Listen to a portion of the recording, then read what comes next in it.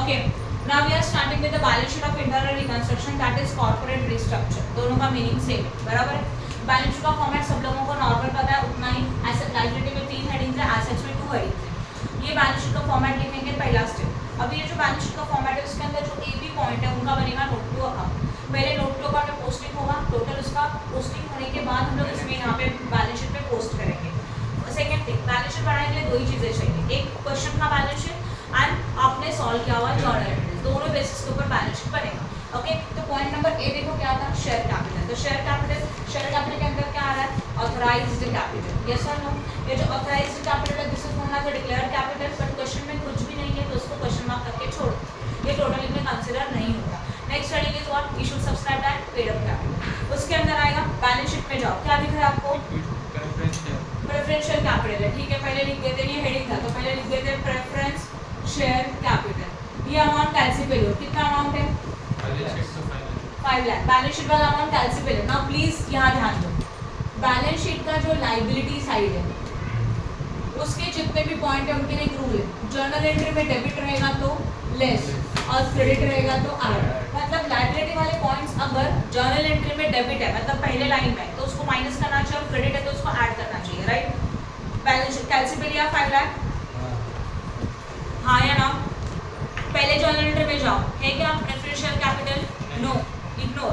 Second में देखो है क्या, नहीं, इग्नोर. थर्ड में है, कहाँ है, डेबिट है कि क्रेडिट है, तो पहले डेबिट को क्या करेंगे, माइनस. 5 लाख ऑलरेडी कैलसी पे था, minus 5 lakh nil, and again preferential capital है, कहाँ पे क्रेडिट है 2 लाख, तो प्लस 2 लाख हो गया.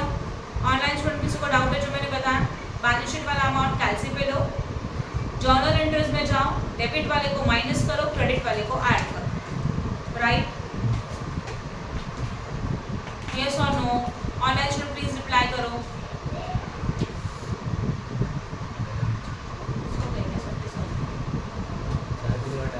हाँ या ना, हेमश्री, वरद, राखी, ऋषि, प्लीज रिप्लाई करो. समझ में आया? हाँ तो रिप्लाई करो, था प्रिपरेशन में जो कुछ भी, बट बताओ तो सही. ओके, थर्ड एंट्री हो गया. थर्ड के बाद नेक्स्ट एंट्री फोर्थ में है प्रेफरेंशियल्स, इग्नोर. 6th में है, 7th में नहीं, 8th में नहीं, 9th में नहीं, खत्म. ओके, तो प्रेफरेंशियल का अमाउंट कैसे में कितना दिख रहा है, वही अमाउंट यहाँ पे आएगा 2 लाख. तो यहाँ पे हम लोग लिखेंगे इनर में 2 लाख. अभी वापस क्वेश्चन के बैलेंस शीट पे देखो, इक्विटी शेयर कैपिटल, इसका अमाउंट लो कैलसी पे, कितना अमाउंट है 10 लाख लिया. जर्नल एंट्रीज में जाओ, इक्विटी शेयर कैपिटल डेबिट रहेगा तो माइनस और क्रेडिट रहेगा तो ऐड. पहले एंट्री में कुछ नहीं है, सेकेंड एंट्री में 10 लाख डेबिट है, 10 लाख माइनस करो, और क्रेडिट है 4 लाख तो 4 लाख को ऐड करो, हो गया. थर्ड एंट्री में इक्विटी शेयर है, क्रेडिट है, देखो तो क्रेडिट है तो 2 lakh add. Again equity share next entry में नहीं है, 4th में नहीं है, 5th में नहीं है, 6th नहीं है, 7th में भी नहीं है, 8th में भी नहीं है, राइट. तो कितना अमाउंट आया, 6 लाख. तो यहाँ पे लिखा 6 लाख. इनका टोटल हो गया आपका बैलेंस शीट का शेयर कैपिटल रेट. ठीक है, नेक्स्ट वाला हेडिंग आता है रिजर्व्स एंड वॉट. इसमें बहुत कम अमाउंट्स आते हैं. बैलेंस शीट में जाओ, रिजर्व सरप्लस में कुछ नहीं है, देखो जरा. फिर भी जर्नल एंट्रीज में जाओ, रिजर्व एंड सरप्लस में सिक्योरिटी प्रीमियम, कैपिटल रिजर्व, इसमें से कुछ भी हो सकता है तो ले. फर्स्ट में कुछ नहीं है, सेकंड में भी नहीं है, थर्ड में भी नहीं है, राइट.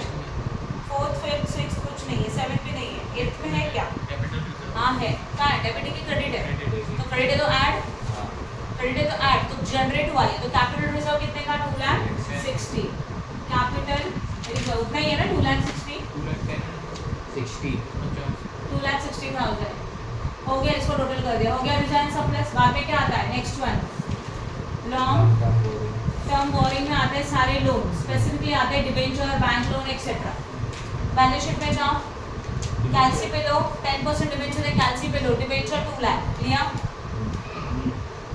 एंट्रीज में जाओ, फर्स्ट एंट्री में डिबेंचर नहीं है, सेकंड में नहीं है, थर्ड में भी नहीं है, 4th में 10% डिबेंचर है, कहाँ पे डेबिट में क्या होना चाहिए, माइनस, तो 40,000 माइनस. देन 5th में नहीं है, 6th में नहीं है, 7th में है, बट वेट, दोनों का परसेंटेज अलग अलग है.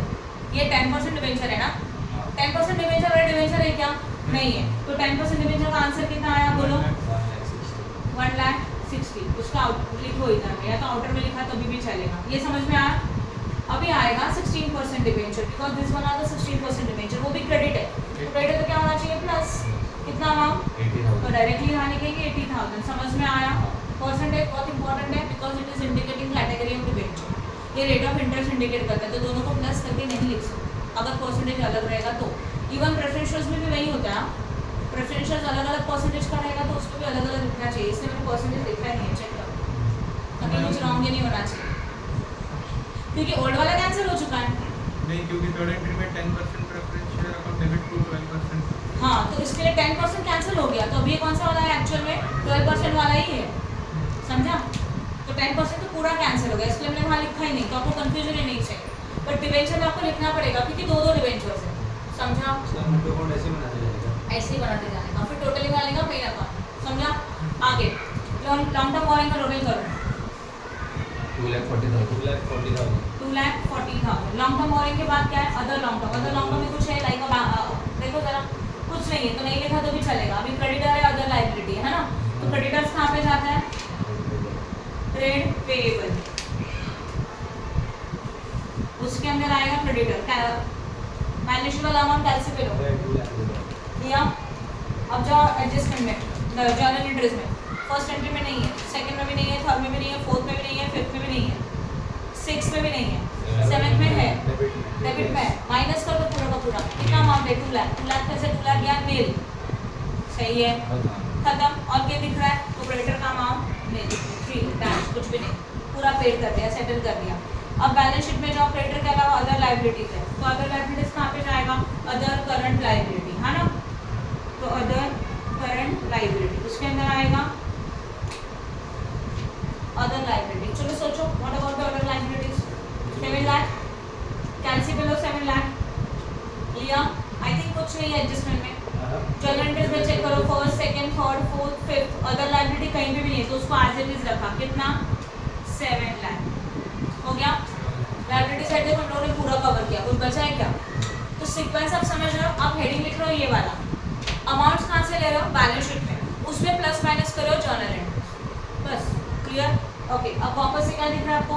फिक्स एसेट्स, तो यहाँ पे क्या लिखा जाएगा? फिक्स एसेट्स, सही है। अब बोलो फिक्स एसेट्स के लिए क्या? फिक्स एसेट्स का अमाउंट बोलो कितना है? फिक्स एसेट्स में क्या क्या है? पहले गुडविल है, चलो गुडविल लो कैंसिल पे, ये इंटेंजिबल एसेट्स है, गुडविल लिया। अब बैलेंस शीट में जाओ, now these are the assets, हाँ या ना? बैलेंस शीट के जब एसेट्स आते हैं तो उल्टा डेबिट ऐड, क्रेडिट लेस, याद कैसे लेंगे? Debit what comes in, credit what goes out, cash का रूल। तो जो डेबिट कम्स इन है मतलब ऐड करेंगे, क्रेडिट गोज आउट है मतलब माइनस करेंगे, और इसका उल्टा लायबिलिटी, समझा? ओके, गुडविल 0 हो गया, हो गया ना? गुडविल का अमाउंट कैंसिल लो, और वहाँ पे देखो क्रेडिट 2 लाख है, तो 2 लाख माइनस 2 लाख 0, तो गुडविल देखने का जरूरत नहीं है। गुडविल के बाद next fix assets balance sheet में देखो, land and building, amount low cancel पे, 10 लाख। अब इसमें टैंजिबल कुछ बचता ही नहीं है, इंटैंजिबल इसे लिखा ही नहीं है, नहीं बचेगा, सब रिटर्न ऑफ करा ना हम लोग इसके लिए। कैंसिल पे 9 लाख लिया, जर्नल एंट्रीज में जाओ, पहले एंट्री में लैंड एंड बिल्डिंग नहीं है, सेकंड में नहीं है, थर्ड में भी नहीं है, फोर्थ में नहीं है, फिफ्थ में है, फिर क्या है? डेबिट है कि क्रेडिट है? डेबिट है, डेबिट क्या होना चाहिए? प्लस 10 लाख प्लस 2 लाख, कितना हो जाता है? 12 लाख, ये हो गया। और चेक करो कहीं है क्या आगे? लैंड एंड बिल्डिंग नहीं है, अब फिक्स एसेट्स खत्म, तो 12 लाख को अंडरलाइन करके छोड़ दो। फिर क्या आया? इन्वेस्टमेंट, ये है नॉन करंट इन्वेस्टमेंट, अंडरलाइन करो, उसके अंदर लिखो इन्वेस्टमेंट, कैंसिल में लो इन्वेस्टमेंट का अमाउंट 5 लाख। ऊपर जाके देखो भाई इन्वेस्टमेंट है क्या? क्रेडिट में क्या होता है? माइनस 5 लाख माइनस 20,000, कितना आएगा? 4,80,000, डन, खत्म। किसी को कुछ डाउट? बोलो। नेक्स्ट, इन्वेस्टमेंट का स्टॉक है, स्टॉक मतलब कहाँ जाता है? करंट एसेट्स हो गया, अभी इन्वेंटरीज आएगा, राइट ना? राइट,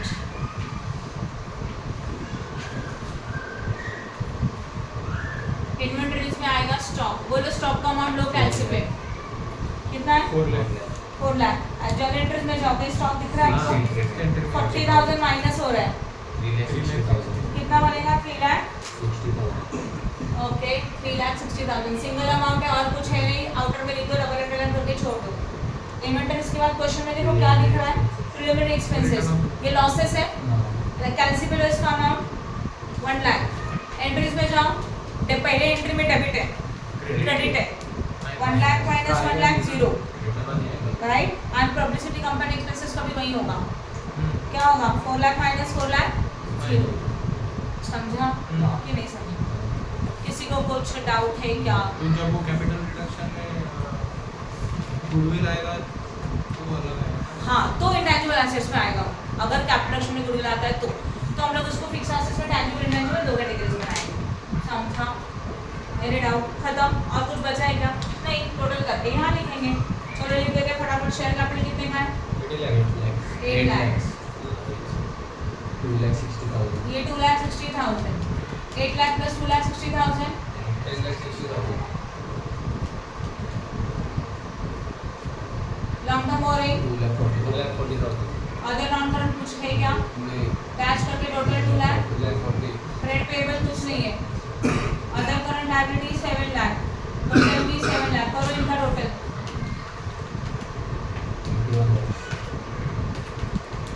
20 lakhs 20 की 21। 20 अभी फिक्स एसेट्स में जाओ, फिक्स एसेट्स कितने का है? 1 lakh 12 lakh। Current asset investment 4 lakh 80, तो 16 लाख 16 lakh 80। इन्वेंटरी 2 lakh 60 बाकी कुछ भी नहीं है ना? पक्का कुछ नहीं है, देखा ना? yes देखो टोटल करके। 20 lakh अच्छा अब ध्यान दो प्लीज, नोट नंबर बाकी है, इसको लिखो 1, इसको भी लिखो 1। 2 lakh 40 आ रहा है 2 lakh 40 है। क्या बात कर रहे हो? कहाँ मिस कर दिया फिर हम लोगों ने? चेक करो प्लीज। कुछ तो गड़बड़ है कैपिटल रिडक्शन कैपिटल तो एंड टोटल करके टैली हो गया ना? यानी बैंक ओवरड्राफ्ट लेते हैं 40,000 क्वेश्चन में बोला है क्या?